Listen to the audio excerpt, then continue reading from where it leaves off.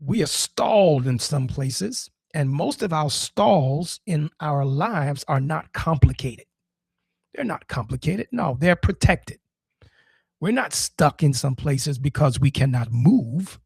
We're stuck because staying still is paying us more than actually leaving the places we are today. I want to raise that question. Why do we sit here?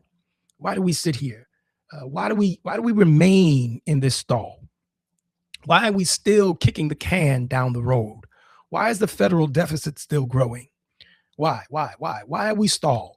What are you comfortable being broken about? That's the first question I need to ask you. And this is basically the problem, the issue of familiar suffering. Will you be made whole? 38 years, this man is on a mat at the pool of healing. He's surrounded by miracles. He's close enough to see what could happen. He's close enough to see the possibility, the water moving, the stirring of the water. But he was too far to ever catch it. But when Jesus walks up, Jesus did not ask him what was wrong with him. He doesn't say what's wrong with you. You know what's wrong with you. But the question is, do you want this to change? This thing that you have been sitting with, this brokenness that you've been comfortable about and comfortable with, do you want it to change? Because some stalls are not waiting on God. Some of the stalls that we are in are not waiting on God to move. They're waiting on us to be honest about whether we want to leave that mat, to leave that place, the mat that has given us our identity. Lame, broken, sad, divorced, bankrupt. The mat that has given us our identity, the mat that has given us pity and sympathy of the world. And that same mat gives us an excuse. And when we have been on that mat long enough, when we've been in that condition long enough, the mat starts to feel like home. Some of us are not lying down in familiar suffering. Some of us are sitting upright at a gate, looking like we have it all together. We figured it out. Looking like we've made the right decision. Looking like we've chosen correctly. And that is a different kind of dangerous. This is not the problem of comfortable or familiar suffering. This is the problem of dying safely.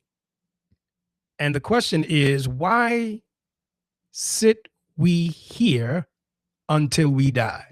There are 4 lepers at the gate of Samaria in our text here. There's famine inside of the city, and the enemy army is outside of the walls. They have been besieged by the enemy. So these lepers are at the gate. The enemy is on the outside.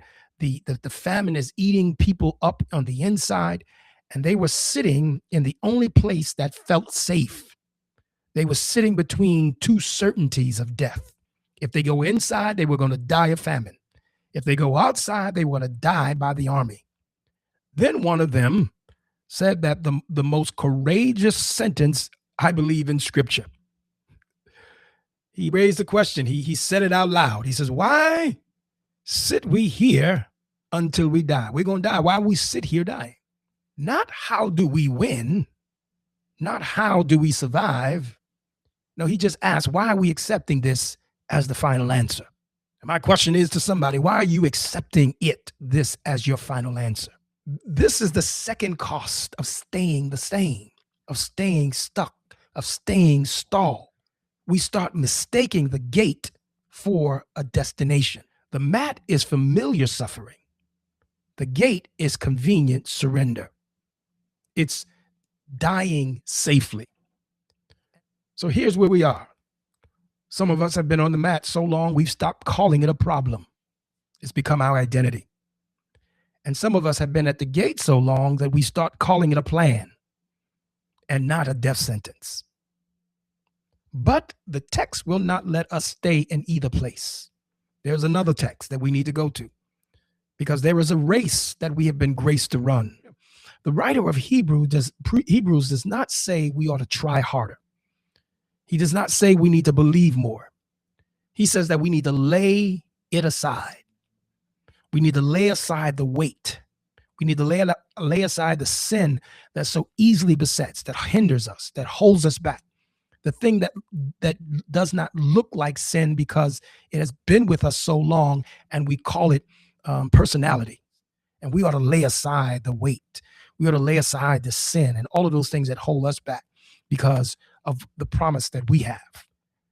This is the liberating word that he gives us, because what we've got and because what got us on the map will keep us on the map. What allowed us to stall at the gate will keep us stalled at the gate. And the race that is set before us cannot be run carrying the same weight that stopped us the last time we tried.